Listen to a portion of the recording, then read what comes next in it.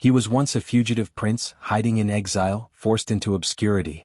But one day, through intrigue, love, and divine whispers, he rose to become king. And then, he became the first Christian king of his land. This is the story of Edwin of Northumbria, from exile to sainthood, from pagan to martyr.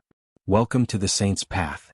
Edwin was born around 586 AD into the royal house of Dara, son of King El.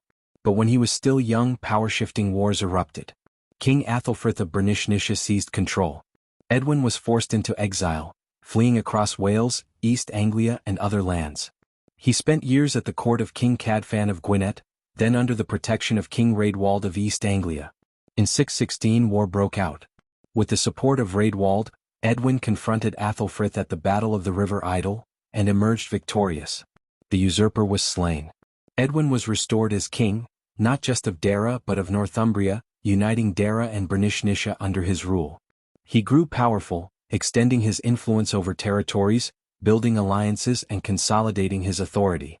To cement his alliances, Edwin married Ethelberga, a princess of Kent, daughter of King Ethelbert. She was Christian. The marriage came with a condition: she and her Christian priests must be free to practice their faith in Northumbria. Ethelberga brought Paulinus, a Roman missionary, who would become instrumental in Edwin's spiritual journey. Tension escalated. In 626, an assassin named Eumer attempted to kill Edwin during Easter court ceremonies. Luckily, Lilla, one of Edwin's loyal warriors, sacrificed his life to shield the king. That same night, Ethelberga gave birth to their daughter Eanfled, later saint. Paulinus interpreted the deliverance as a sign. Edwin vowed, if God gives him victory over his enemies, he would convert. Edwin honored the vow. He marched and defeated the enemy. But he hesitated still to take baptism. Conversion of a kingdom was no small step. Edwin convened his Witan, council of advisors. The question: should he become Christian? The pagan priest Coifi offered a dramatic gesture.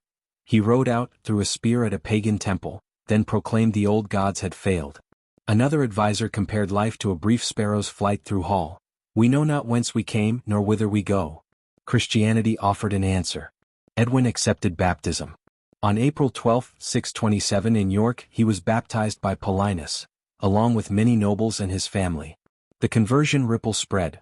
Churches were built, idols dismantled, and Christianity began to root deeply in Northumbria. From that point, Edwin ruled not just as king, but as a Christian ruler, promoting peace, justice, and faith among his people. He undertook campaigns and expanded territory. His influence spread beyond Northumbria to Mercia, East Anglia, and the Isle of Man. He attempted to build a stone church in York, a radical architectural and religious symbol. Under his reign, Christianity grew, and he became the Bretwalda, overlord, of much of England. The peace was real. Bede wrote that under Edwin's rule, a person could cross his land from sea to sea without fear. But peace drew enemies. In 632/633, Cedwallon of Gwynedd allied with Penda of Mercia to strike Edwin. At Battle of Hatfield Chase, Edwin was defeated, killed, and his eldest son died at his side. His realm fell into chaos and many reverted to pagan rule. Edwin's body was buried at Whitby, his head venerated at York.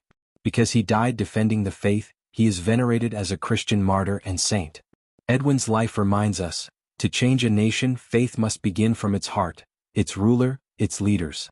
He showed courage, not just in war but in the battle for souls. Today his name lives on, in churches, in saints like his daughter Eanfled, in the Christian heritage of England. May his witness challenge us, to choose truth over comfort, to stand for justice, and to live a faith that transforms. Saint Edwin of Northumbria, king, martyr, saint. He gave his life that a kingdom might believe. If his story moved you, share this video and subscribe to the Saint's Path, where saints walk into your life.